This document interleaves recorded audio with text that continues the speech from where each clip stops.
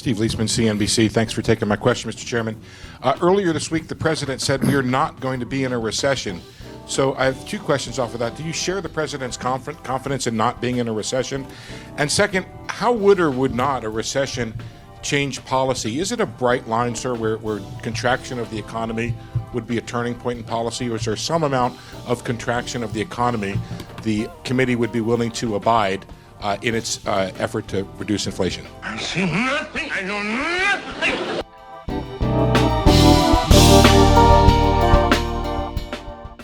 The question was whether you see a recession coming and how that might or might not change policy. Thanks. I see nothing. I know nothing.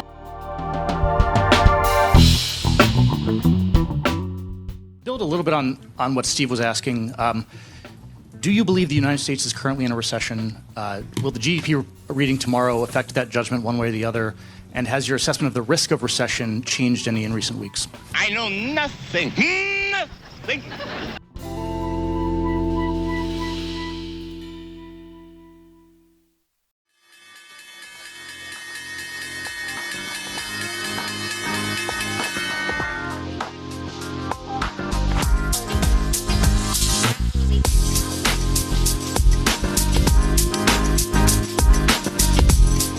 All right. Today is Wednesday, July 27th, and this is a recap for the stock market activities today. And folks, I got a good one for you tonight. Happy Fed Day. We got the Fed out of the way. Jerome Powell, what he said, what he didn't say. We're going to cover all of that and a lot more in this program. And I think viewers of this channel will be surprised and shocked that I'm actually going to praise Jerome Powell for a change. What, Maverick? What are you saying? Are you praising Jerome Powell for real? Yes, I am. Because today we saw a different Powell that we haven't seen in a long time, perhaps never. He was more coherent. He was more realistic than before. And most importantly, he was clear when he needed to be clear, and he was vague when he needed to be vague. Case in point, the intro of this video, when they asked him about a recession, he kept saying, I know nothing about nothing. But that doesn't mean that I don't have any criticism for Powell. My first criticism, a main one, is the fact that he's still not as aggressive as he needs to be. And the 75 basis points hike, that's not enough. And it's going to get us into a very dangerous game, a collision course with inflation. We'll talk about that and a lot more. We'll cover the positives, the negatives, the entire story. A coverage that you're not going to see anywhere else at all, not even close. So buckle up your seatbelts, and here it is, in focus tonight. A dangerous game. What the Fed did today, not going to solve a thing. It's actually going to put the economy in a very dangerous path. But before we start, you know, Powell says, I don't know about a recession. I don't see a recession here. I don't know about a recession coming. I see nothing. I know nothing. But you know who knows something about a recession? It's actually the voters in this country. Among all voters, 65% say that the U.S. economy is already in a recession. 53% of Democrats, 65% of independents, and a stunning 78% of Republicans believe that the economy is already in a recession. So despite what Powell says, what matters is how the consumer and the voters feel, and they feel that the economy is already in a recession. The decision that we got today, 75 basis points hikes, and perhaps more to come. But is that enough? In my opinion, no. I think the Fed should have shocked and awed today by increasing interest rates by about 200 basis points, because by not doing so, they're going to find themselves playing catch-up once again. Inflation is in the driver's seat, and until the Fed takes charge of the steering wheel and pushes inflation back in the passenger seat, we're not going to get rid of this problem. The 75 basis points, that keeps the Fed in the passenger seat, inflation in the driver's seat. And of course, when we look at the Fed statement, what they took off, the editing, it appears that Fed president from Kansas City, Esther George, who talked about perhaps the Fed is overdoing interest rate hikes, and she was in favor of a 50 basis points, not 75, it appears that she was the only outlier here, calling for 50 basis points, not 75. But apparently something happened, something changed, and Esther George decided to go with the 75. So that is important. They see something here. Even Esther George, the most dovish president for now, decided to go with the 75. My hunch is that she and other Fed members see inflation being already entrenched in the economy in a dangerous way, and thus they decided to go aggressive. The problem is not aggressive enough. But here it is. Let's move on to Washington, D.C. and visit the Federal Reserve and Jerome Powell.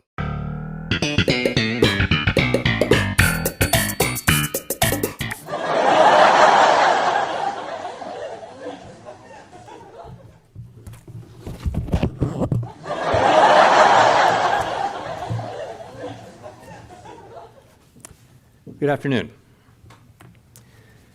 My colleagues and I are strongly committed to bringing inflation back down, and we're moving expeditiously to do so. We have both the tools we need and the resolve it will take to restore price stability on behalf of American families and businesses.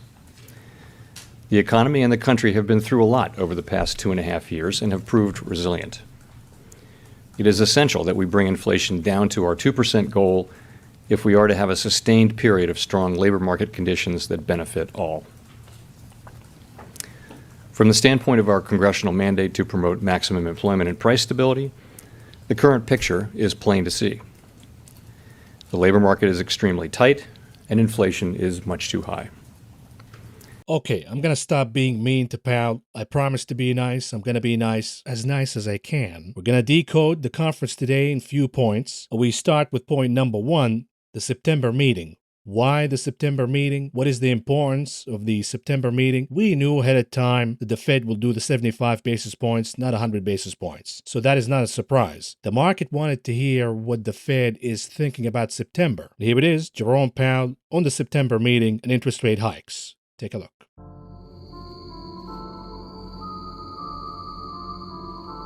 I'd say that we wouldn't hesitate to make an even larger move than we did today if the committee were to conclude that were appropriate.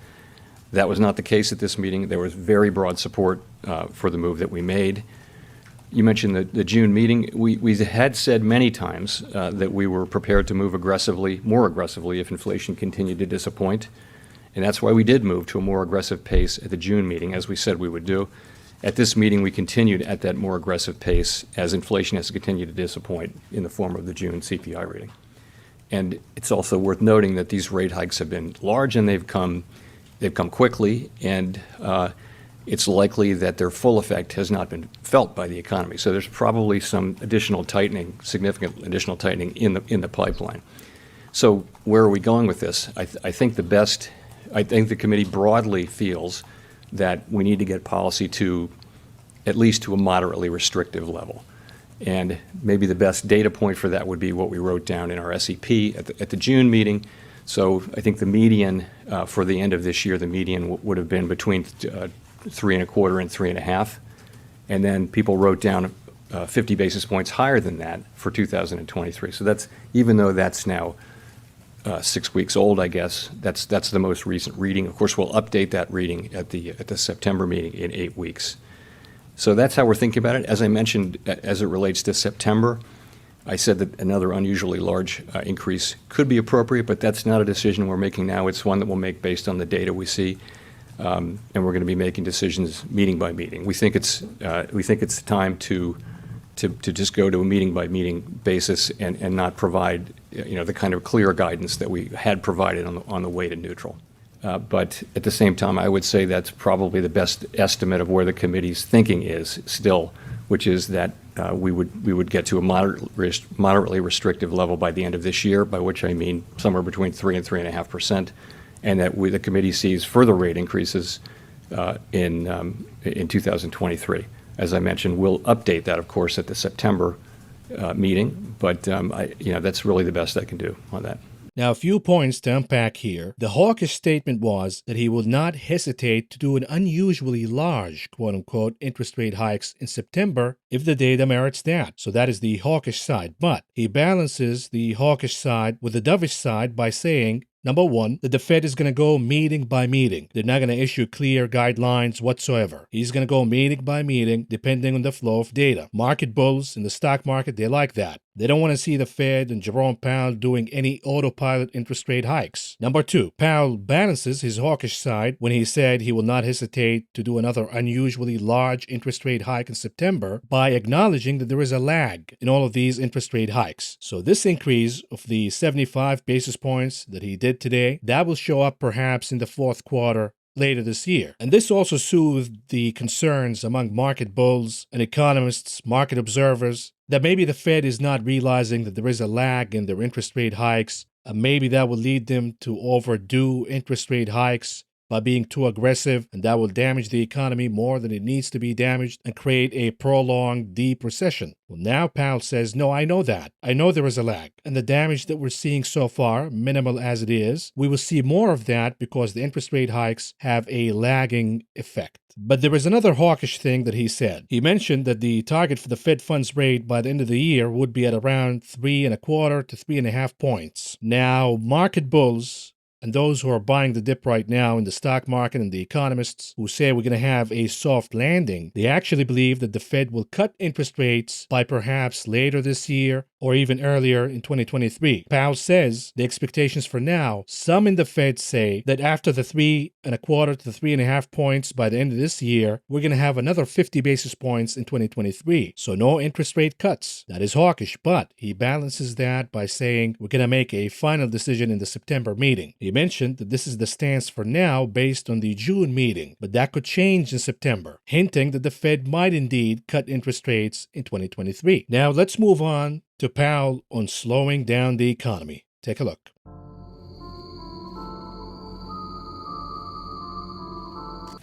So one thing that hasn't changed is that it won't change is that our focus is going to continue to be on using our tools to bring demand back into better balance with supply in order to bring inflation back down. That'll continue to be our overarching focus.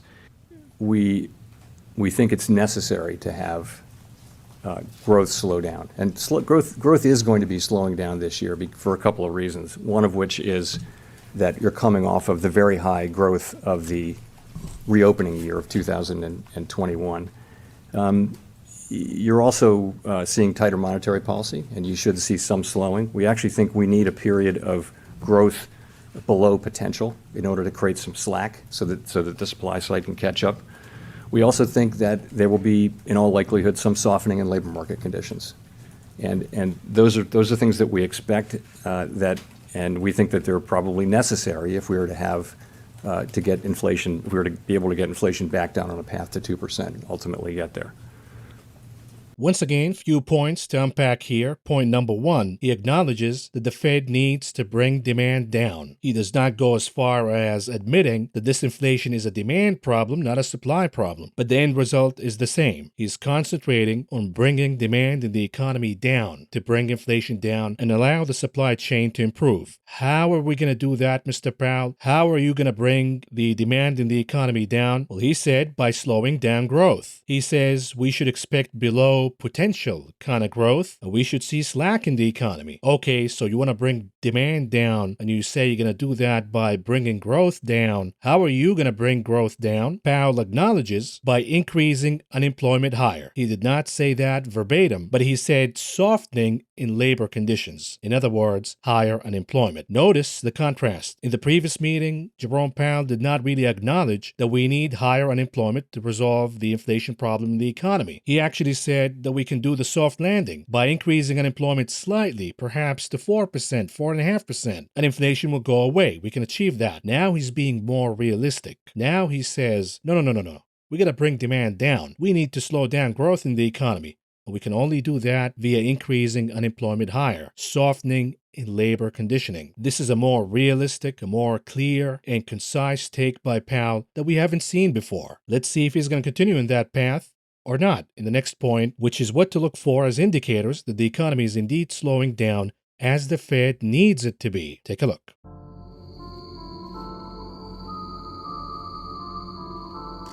So what are we going to be looking at?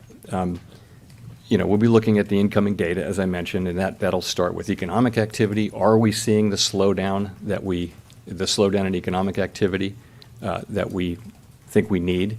And there's some evidence that we are at this time. Of course, we'll be looking at labor market conditions, and we'll be asking whether we see the alignment between supply and demand getting better, getting closer. Of course, we'll be looking closely at inflation. You mentioned headline and core. Our mandate is for headline. Of course, it's not for core, but we look at core because core is actually a better indicator of headline and of all inflation going forward. So we'll be looking at both, and we'll be looking at them for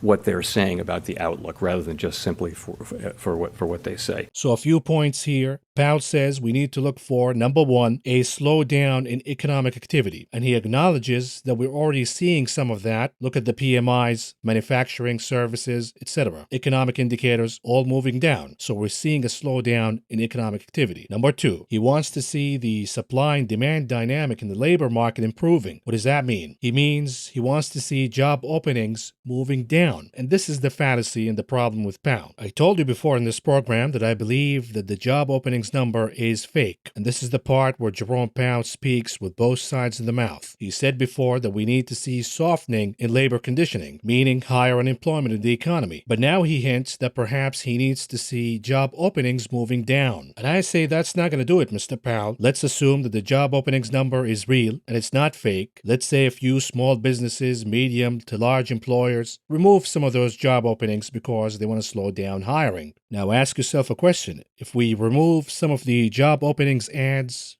online, will that solve the demand problem in the economy? The answer is of course not. We need to see actual job losses in the economy, actual unemployment in the economy for the demand to go down. Otherwise, when people are getting paid, everybody's getting inflated salaries, and they're chasing few goods, we're going to have sustainable inflation. You got to remove some of that demand out of the equation, and you can only do that via increasing unemployment, not just removing a bunch of ads. And the third point, Jerome Powell says that his mandate is headline CPI, not the core CPI. But of course, he says that he needs to concentrate on core CPI, which strips away energy and food prices because it is a more reliable predictor of headline CPI, which is bullshit, by the way. You gotta stick to the headline. At the end of the day, the consumer is paying energy and food prices. These happen to be the number one and number two inflationary source for the consumer. That leads us to another important point that we got from the conference today. The dual mandate conflict. The Fed has two mandates. Mandate number one, full employment. Mandate number two, price stability. Which one's more important? Because we're talking about increasing unemployment higher to take prices down. Hence the conflict in the dual mandate. Take a look.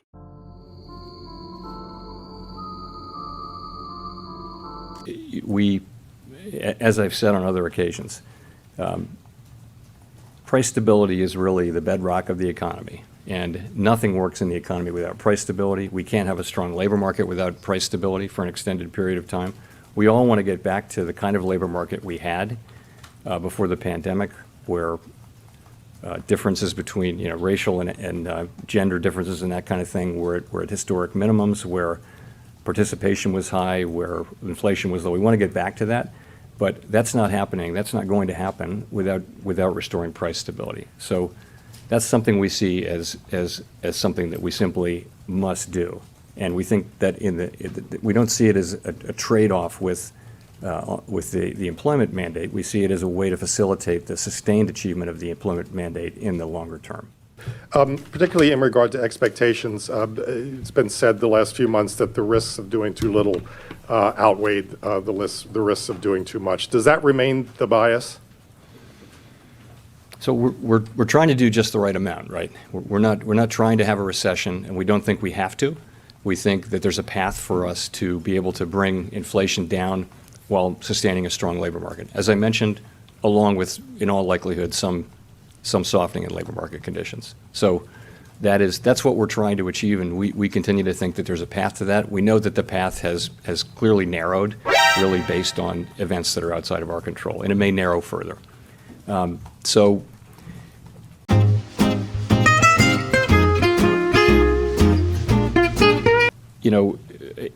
I do think, as I said just now, that restoring price stability is just something that we have to do. There isn't an option to fail to do that, because that is the thing that enables you to have a strong labor market over time. Without restoring price stability, you won't be able to, over the medium and longer term, to actually have a sustained period of very strong labor market conditions. So, of course, we serve both sides of the dual mandate, but we actually see them as well aligned on this. So here, Powell says that price stability is more important than full employment right now. He also said that we cannot have stable employment in the economy without having price stability. In other words, Powell is saying that the mandate of price stability in tackling inflation is more important right now than the mandate of full employment. This is a major contrast. This is a different Powell that we haven't seen before. Last year, Jerome Powell dismissed inflation, and he said he's not going to start tapering, or he's not going to start thinking about raising interest rates until the economy reaches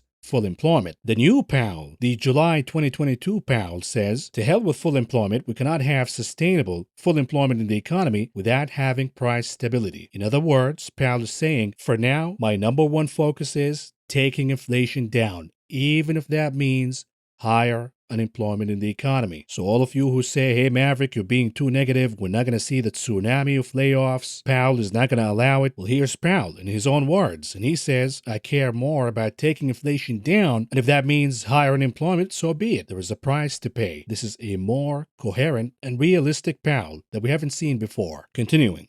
But as a follow-on to that, given the uncertainty and the sort of paradoxical flow of data you've been getting, if you're going to make a mistake, would you rather make the mistake on doing too much, raising too much, than raising too little? Yeah, we're trying not to make a mistake. Let me put it this way. We do see that there are two-sided risks. There would be the risk of doing too much and imposing more of a downturn on the economy than was necessary.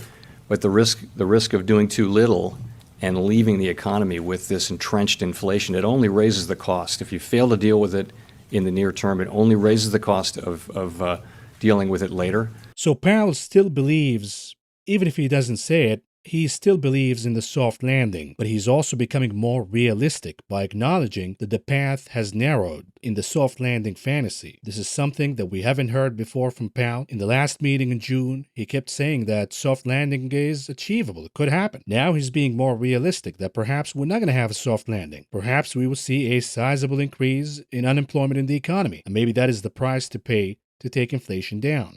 To the extent people start to see it as just part of their economic lives, they start to factor high inflation into their decisions, when that, on a sustained basis, when that starts to really happen, and we don't think that's happened yet, but when that starts to happen, it just gets that much harder and the pain will be that much greater. So I really do think that it's important that we address this now and get it done. What would you say to individuals or households who may yet lose their jobs in this tightening cycle in the fight against inflation as they try to translate what Fed policy means to them in this complicated economic landscape? Yeah. Thank you. So I guess the first thing I would say to every household is that we know that inflation is too high. We understand how painful it is, particularly for people who are living paycheck to paycheck and spend most of that paycheck on necessities such as food and gas and heating their homes and clothing and things like that. We do understand that those people suffer the most. Middle class and better off people have some resources where they can absorb these things, but many people don't have those resources. So, it is our job, it is our institutional role. We are assigned uniquely and unconditionally the obligation of providing price stability to the American people, and we're going to use our tools to do that. Wait a minute here. Is Jerome Powell watching this channel, The Maverick of Wall Street? Because it appears that he is. He's now sounding more like me, saying if we don't do the tightening now, we will have more pain ahead. We better get the pain now, because if we don't do anything about it and just let this inflation go rampant, unemployment will go higher either way, and then later on we'll have to slam our foot in the brakes and increase that unemployment rate even higher and produce more damage to the economy. Wow. We haven't heard Powell acknowledging all of that before. This is a different Powell. He now says, let's take the pain, the red pill right now before we take even a bigger one later on, even if that means that some households will lose their jobs. So here's Powell again, doubling down on price stability. The price stability is more important than employment in the economy right now. That the risk of inflation is higher and more destructive to the economy than the risk of a recession, which he believes right now that it will be a mild recession. But a prolonged inflation will become stagflation and then it will become a recession. This is the evolution of the cycle. So if Powell does no action at all and says, you know what, we should not tighten the monetary policy aggressively because we don't want a recession. Perhaps inflation is the lesser of two evils. Perhaps a recession is worse than inflation. Now that would be the wrong take because a prolonged inflation in any economy damages the standard of living permanently, damages the purchasing power of the consumer permanently, and it causes more and more of the middle class, the lower middle class, to slip down and fall into poverty. On the other hand, we've been in recessions before. We got recessions, we lost jobs, but we gained them back. It took a little while. Recession is no picnic here, but a prolonged inflation in the economy will do permanent damage. And Powell finally acknowledges that. He also acknowledges that inflation hits the poorest and the unfortunate the most. But it's not an easy choice, folks. If you ask the poorest employees right now who are falling behind inflation, their wages are not keeping up, they're having a hard time paying their rents, paying the bills, the utility bills, the grocery store, paying gas at the pump, would you rather maintain the status quo or would you rather lose your job? The answer is clear and obvious. I guess I'll just keep the status quo, even though it is hell, living in hell, but it is a lot better than losing my job and my income. Now, if you form the question differently, you ask the same person, would you rather keep the status quo, or would you rather see somebody else losing their job, but then inflation goes down and you get to keep your job? Yet you don't have to pay more at the pump, the prices are going to go down, your rent will stop going higher, the grocery bill will get more affordable, your utility bills will be more affordable. Which one would you rather be, in the status quo or somebody else taking the shot? Now the same worker says, I'd rather be in scenario B, somebody else taking the shot, but me keeping my job, yet inflation going down, so I don't have to struggle like I'm struggling right now. It is a sad reality. It's the Hunger Games kind of economy, but these are the choices that we have right now. Had the Fed acted early on last year, we wouldn't even have this discussion right now, but we cannot cry over spilled milk. It's over now. Next, Jerome Powell on the soft landing. Take a look.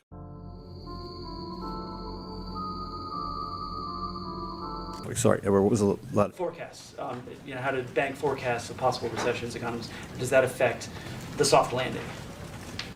Well,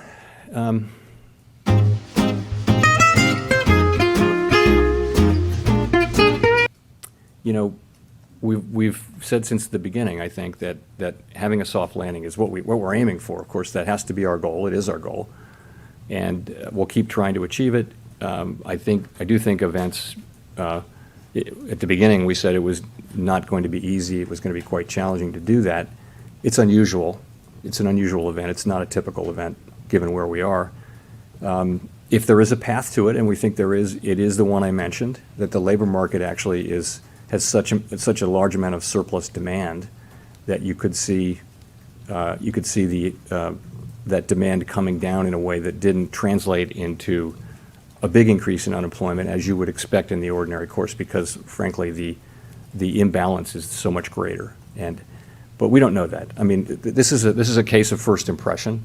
So anyone who is really sure that it's impossible or really sure that it will happen is probably underestimating the level of uncertainty. And so I would certainly say it's an uncertain thing. So in the June meeting, Jerome Powell was more upbeat on the soft landing scenario. And he said, maybe the unemployment rate will go higher to 4%, 4.5%, but inflation will go away. It'll be down to 2%, the Fed target. Now he's being more realistic. He says there is a lot of uncertainty. The path has narrowed for the soft landing, and there could be a lot of pain. It could be painful. The soft landing might not happen. This is a more realistic Powell that we've seen before. Okay, now I'm done being nice to Powell. Let's go back to bashing the son of a bitch. Take a look. Say two things. One, I don't think that has materially changed the situation, but I have to admit, I don't think I would do that again. We, ultimately the situation evolved in a highly unexpected way for all of us. And, maybe the learning is that leave a little more flexibility than that. But did it matter in the end? If you look at, I really don't think it did. I'm not sure it would have mattered if we'd been raising rates 3 months earlier. Does anybody think that would have made a big difference? I mean, lots of central banks were raising rates 3 months earlier, and it didn't matter. I mean, this is a global phenomenon that's happening now. Admittedly different in the United States. So now Powell says, would it made a difference at all if we raised interest rates last year versus now? And he plays mind games by saying, hey, other central banks, the Chilean central bank, the Argentinian, the Russian, and many other central banks increased interest rates higher last year, yet they have inflation now. It did not solve the problem. That's a nice try, Mr. Powell, but try another one, because we all know, at least viewers in this channel, that inflation has always been a monetary phenomenon. And every single time in modern history, we've seen a global inflation phenomenon. It happened because the central bank of the world, the Federal Reserve of the United States, increased the money supply in an insane fashion. We have episodes of inflation in Zimbabwe, inflation in Argentina, inflation in Turkey, without having a global inflation phenomenon. But every single time we have a global inflation phenomenon, we always have inflation in the United States. It is always led by action from the Federal Reserve of this country. Why? Because the Federal Reserve is the main source of inflation. Commodities happen to be traded in dollars for the most part. So yes, maybe the Chilean central bank increased interest rates higher last year, and that did not do shit to tackle inflation in that country. Why? Because the Fed did not increase interest rates higher. How are the two even connected? Well, because the Chilean consumer has to buy all of these commodities on the open market, which is traded via US dollars. So their central bank can increase interest rates higher. That doesn't mean anything at all. They still have to pay for the majority of commodities using US dollars. So long as the Fed keeping inflation higher by not increasing interest rates, the inflation in dollarized commodities will continue to move higher. But when the Fed starts to increase interest rates higher, all of a sudden global inflation goes down, magically. Why? Because the majority of commodities are dollarized. When the Fed tightens, the prices of commodities move down. And all of a sudden prices in Chile go down, magically. It's all about the Fed, and Jerome Powell knows that. He's playing games by being delusional, saying, oh, would it have made a difference at all if we increased interest rates higher last year? Yes, it would have. It would have actually saved Sri Lanka, for example. It would have saved a lot of other countries that are in shambles economically speaking right now, despite the fact that their central banks increased interest rates last year. Yet inflation did not go away, and we all know what happened in Sri Lanka and what's going on in many other countries. But all of a sudden now, inflation is softening globally because the Fed finally took action. But it needs to take even more action to slay the inflation dragon once and for all. Because for now, here's the problem. If we circle back to the soft landing, the yield curve, even after the decision that the Fed made today, inverted even further, indicating that we have a more probability of a recession right now than before the meeting. And this recession will be deep. It will be prolonged. This is at least according to the yield curve right now. And that alone tells you that we're not going to have a soft landing. And the unemployment rate has to move significantly higher before inflation goes away. Another point, what about the Fed balance sheet? So far, they've barely touched it, and they need to tackle the balance sheet aggressively because raising interest rates alone will not solve the problem. In other words, folks, we have a lot more pain coming. The Fed will have to increase interest rates more aggressively in the future. The longer they wait, the more pain we're going to have. And they have to tackle the balance sheet aggressively. That has yet to be done. That means more pain on the horizon. Now, another point I want to address before we move on is Senator Warren, who came out today on CNBC criticizing Powell and the Fed, not because the Fed overdone it with the money printing and the liquidity and the denial of inflation, calling it transitory, not because all of that. She's upset because the Fed is finally raising interest rates higher. She believes that the Fed will damage the economy by increasing unemployment higher, yet inflation is not going to go down. She believes that the best way to do it here is to let inflation go. It is better to have inflation prolonged than increasing interest rates aggressively and crashing the economy and causing a recession. Take a look. Senator, welcome back. Great to have you. Thank you. Good to be with you. They say don't fight the Fed, but you seem interested in at least fighting the notion that rate hikes can help offset inflation. Why? Look, I'm very concerned that we know what the causes, or at least some of the causes of inflation are.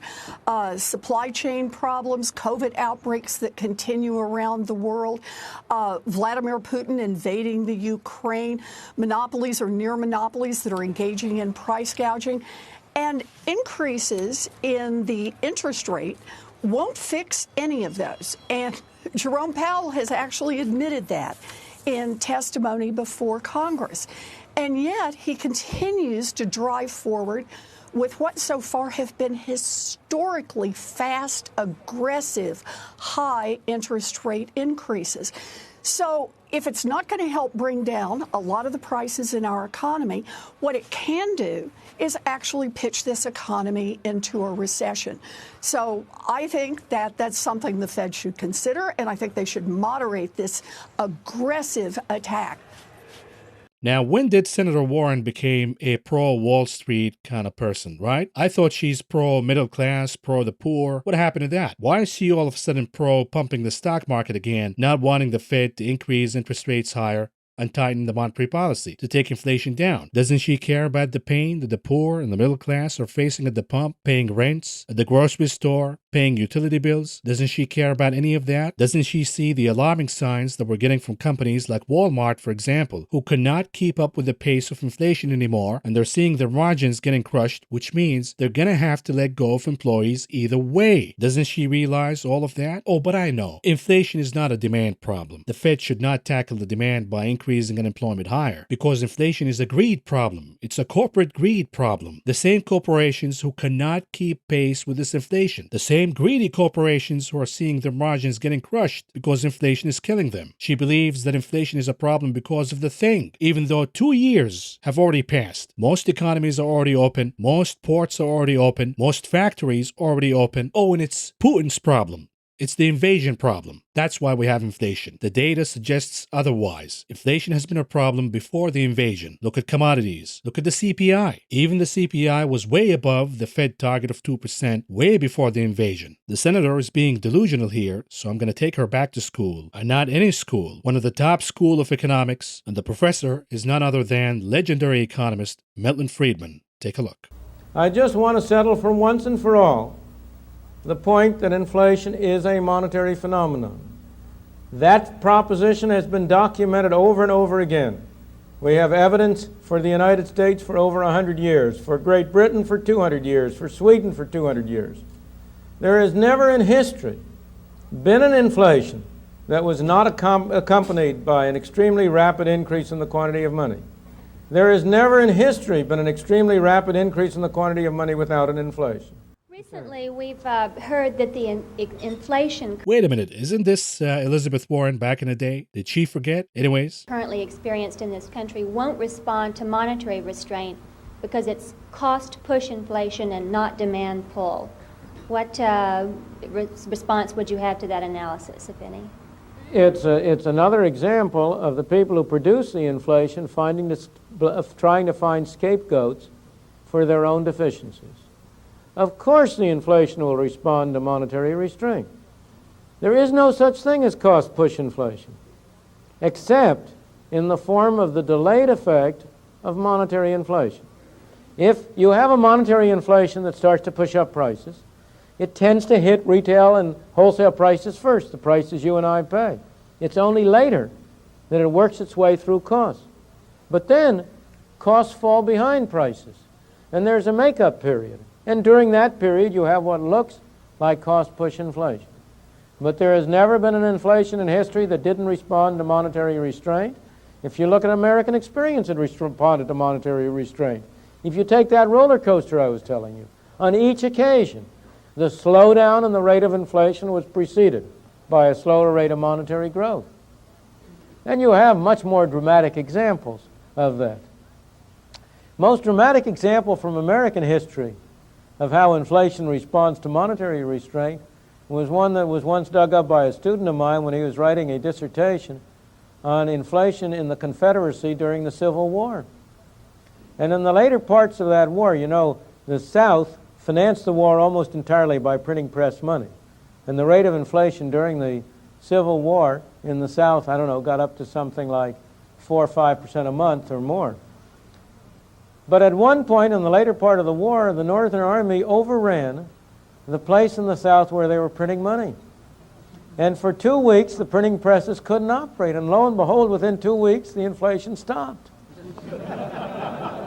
The bottom line here is Dr. Friedman proved years ago, decades ago, that inflation has always been a monetary phenomenon. It's not a supply issue. It has never been a supply issue. It's always a money printing issue, money supply issue. And the proof of that is there is none, zero cases of inflation that did not respond to monetary tightening. I challenge Warren and I challenge every viewer of this channel right now to provide to me one case, one historical case where inflation did not respond to monetary tightening. One case. You're not going to find any because the source of inflation is the monetary policy and the remedy is also the monetary policy. Now, Warren can play these games and say, oh, maybe we should let inflation go. It's a lot better than a recession and higher unemployment in the economy. What she doesn't know is inflation will cause higher unemployment either way. But the problem with letting inflation go is the permanent damage in the economy by damaging the standard of living permanently, by damaging the purchasing power permanently, and there is no guarantee that inflation will cool down on its own, and the Fed will have sooner or later to tighten the monetary policy aggressively on a much wounded and damaged economy, and that will cause a prolonged and a severe recession in the economy. But doing it right now, and we're running out of time by the way, they should have done it way earlier, last year, but doing it now is a lot better than waiting because the economy still has some cushion to absorb the shock from raising interest rates higher. But the beauty of being too aggressive right now in tightening the monetary policy is you get rid of inflation. So yes, we have higher unemployment but no inflation, and then we start to rebuild the economy again. But if they wait, the Federal Reserve, if they wait, we're going to find ourselves in an economy with higher unemployment but persistent inflation. That is the problem, and this is what Senator Warren does not understand. And here's the last thought. By not being aggressive, Powell is allowing inflation to reinflate. Then he has to come back later on and chase inflation in a dangerous cat-and-mouse game. Look at how crude oil futures are responding today. Yes, the stock market was higher. The Nasdaq was up by more than, 4%? But so was crude oil futures. By not being aggressive enough, Powell is allowing inflation to go higher again. Then he comes back in the September meeting, and we might still have crude oil prices above $100 a barrel. Then he has to be even more aggressive in the next meeting. I mean, he might go 100 basis points. But at that time, the economy would be a lot weaker than it is right now. Unemployment will be a lot higher than it is right now. The investment in the economy will slow down a lot than it is right now. And that economic cushion starts to disappear. This is why I say that this is a dangerous cat-and-mouse game. The Fed needs to stop chasing inflation. It needs to take charge of the steering wheel by being too aggressive right now. The problem is they decided not to be. We don't have a meeting in August. We have to wait till September, and if futures, commodities move higher by that time, yes, we might have a summer rally in the stock market, but what if commodities join? We see cotton futures, crude oil futures, natural gas futures, all moving higher by September. What is the point?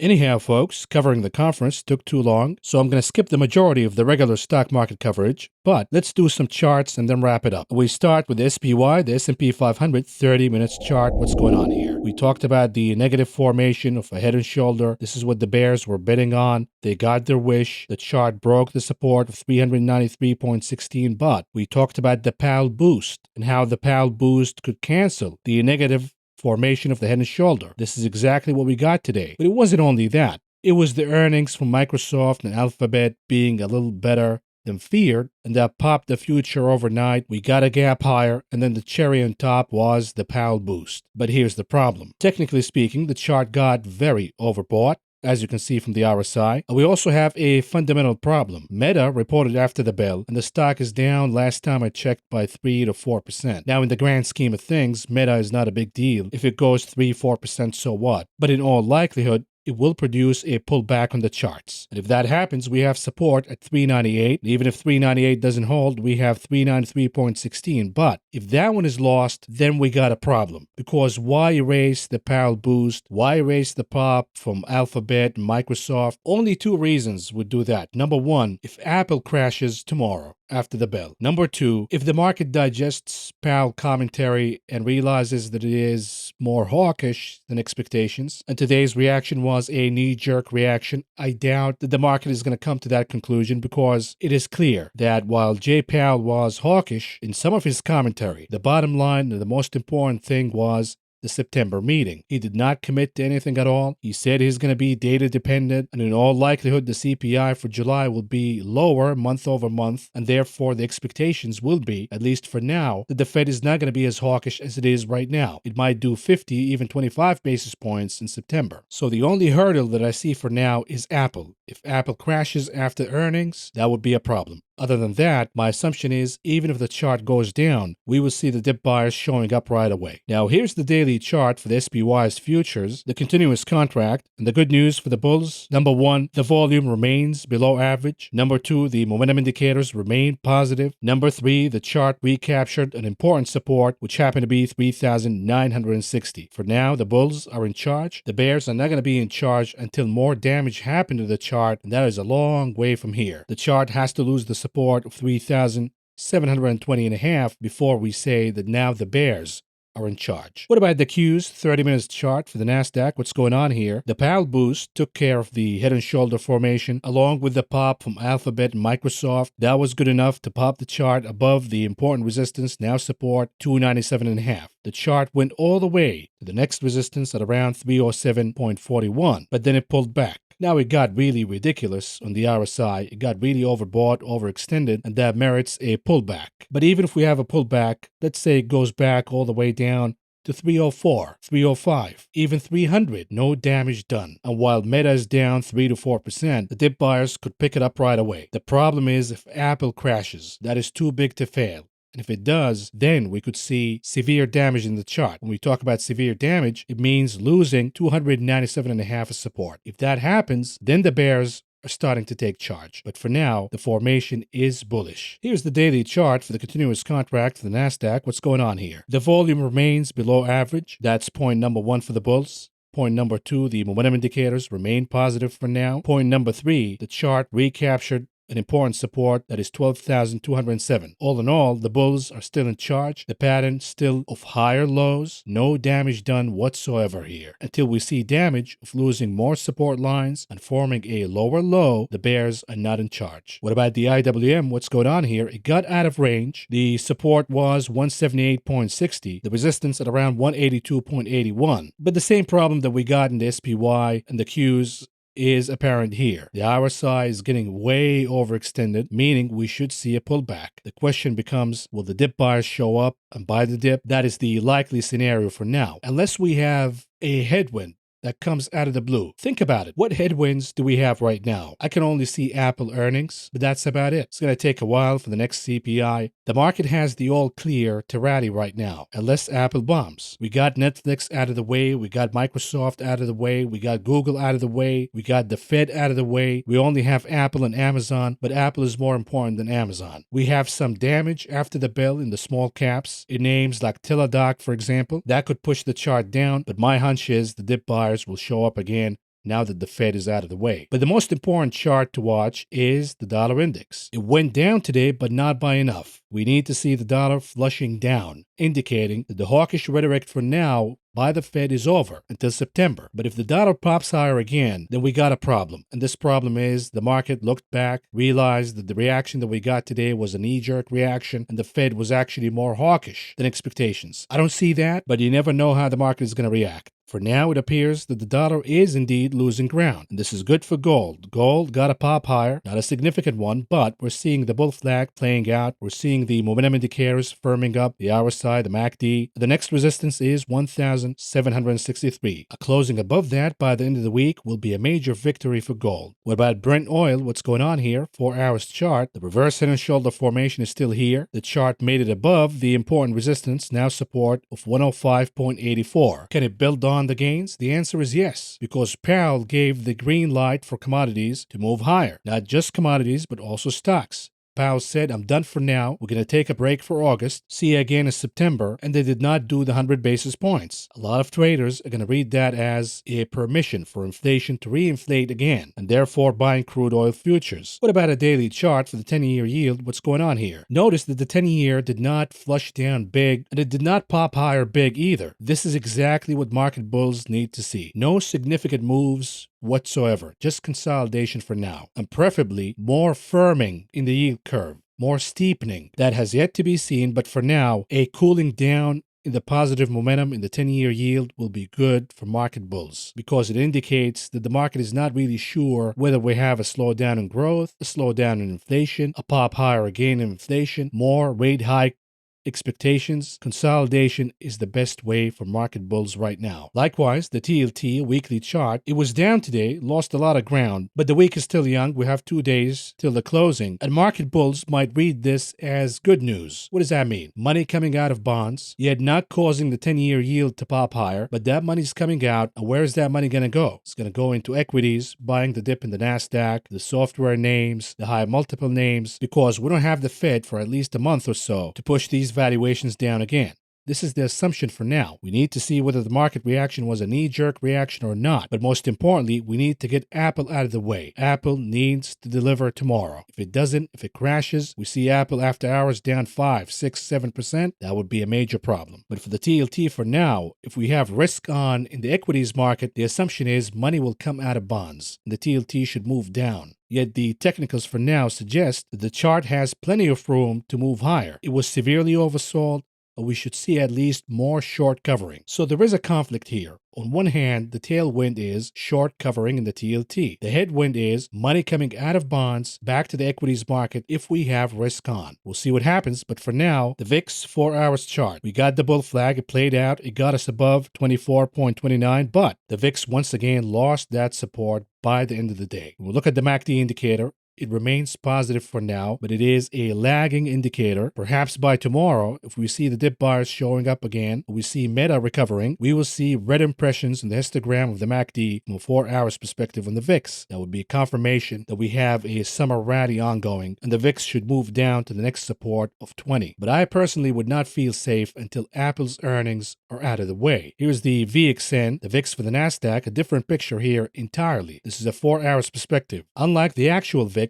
the VXN actually caught support from 27.5 and it rebounded higher. And for now, it appears that we have a beginning of bullish momentum in the MACD. Confusing? Sure. But maybe this is saying that, wait a minute here, the dip buyers are not going to buy Meta. And oh, by the way, Apple might bomb. So this is one bearish indicator that we still have. Speaking of, here's Apple, a daily chart. It managed to firm up higher. It got a pop on the heels of the Powell boost, on the heels of Microsoft and Alphabet, and it got all the way to the next resistance at around 157, and it stopped right there. Here's the risk. It is going into earnings with a jubilee, like I said yesterday. So the risk is for a disappointment, even if the report is not that bad. So the NASDAQ bulls better be careful here and better hope that Apple is not going to bomb after hours when it reports earnings. What about Tesla? What's going on here? 30 minutes chart. Yesterday, we talked about the bulls versus the bears. The bulls argued that the chart got way oversold, the RSI and the MACD. And oh, by the way, we got the Powell boost too, along with Alphabet and Microsoft. Hence, Tesla got a pop, and it got all the way to the resistance of 825.25. Now, it is getting slightly overbought on the RSI and the MACD, not quite, but the bears are hoping for a pullback. They're actually hoping for a double top formation from the previous top at around 850. The bulls say it doesn't matter, even if we have a pullback due to oversold, overbought conditions, who cares? The chart goes down to the next support at around 802.41. The dip buyers show up again, and higher we go. For now, from a 30 minutes perspective, the bulls are in charge, no doubt about it at all. But we talked about the daily, the weekly, the monthly charts in previous videos. Go back and watch those. And lastly, Bitcoin, what's going on here? An indicator for risk on, risk off. What does this say? In a 2 hours chart, a massive pop higher above the top of the breakdown candle of around 22,000, forming a higher high for now, reversing the negative pattern. What does that say? It says risk on, at least for now. If that is a knee-jerk reaction, then sure, we're all going to get pies in the face. But the assumption for now is it's not a knee-jerk reaction. Powell was clear. He's not going to do anything until September. He gave many hints and clues that he will be data dependent. If the CPI goes down month over month, he's not going to do 75 basis points again. It's not the right decision, not what I want, but this is what he's going to do. And for now, this will be good enough for a risk-on mode all over. Equities, cryptos, doesn't matter. But looking at this chart, 2 hours chart, it is getting way overbought, way overextended on the RSI. What does that mean? We're due for a pullback. The question becomes, if the pullback happens, not if, it's actually when. When the pullback happens, is it going to form a higher low? That's number one. Number two, is it going to maintain 22,000 as support? If these conditions are met, then higher we go in Bitcoin. And lastly, moving on to the conclusion of this video, what do we have on the economic calendar tomorrow? We have GDP data. This will be important. Jerome Powell talked about it a lot today as an indicator for weakness or strength in the economy. What does that mean? When it comes to the GDP, bad news means good news for the stock market. Good news means bad news for the stock market. If the GDP comes down negative tomorrow, the headlines are going to read, the economy is officially in a recession. Yet you're going to see the stock market blasting higher. Why? Because this bad news means the Fed has to stop being aggressive, at least on paper for now. I don't agree with that, but this is how the market is going to read it. But, and this is what I'm thinking about right now, the United States exported a ton of natural gas and oil products to Asia and Europe in the second quarter, which should push the GDP higher. In other words, the GDP could actually beat the negative expectations. I'm not saying that means it's going to be positive, but it could mean that it is not as negative as previously thought, meaning above negative 2%. It might come out negative 1%. It might actually come out slightly positive. But if it is positive, it would be bad news for the equities market. I doubt that the stock market will take that as, okay, down we go, because the market is going to concentrate more on Apple's earnings and the upcoming CPI. And then we have initial jobless claims, another indicator where bad news equals good news equal bad news. If we see higher unemployment claims, this is exactly what Powell wants, to stop increasing interest rates, or at least tone it down. So the market will be looking at unemployment claims. The market doesn't want to see it too high, but the market wants to see a pickup in unemployment claims. And lastly, on the earnings calendar, what do we have here? We have Pfizer, we have Harley-Davidson, we have Hershey's, we have MasterCard, Intel, but the most important ones, Apple and Amazon, after the bell. Lots of action here. Buckle up your seatbelts. But this is all I got for you for now. Thank you for listening. Thank you for watching. I will talk to you again tomorrow.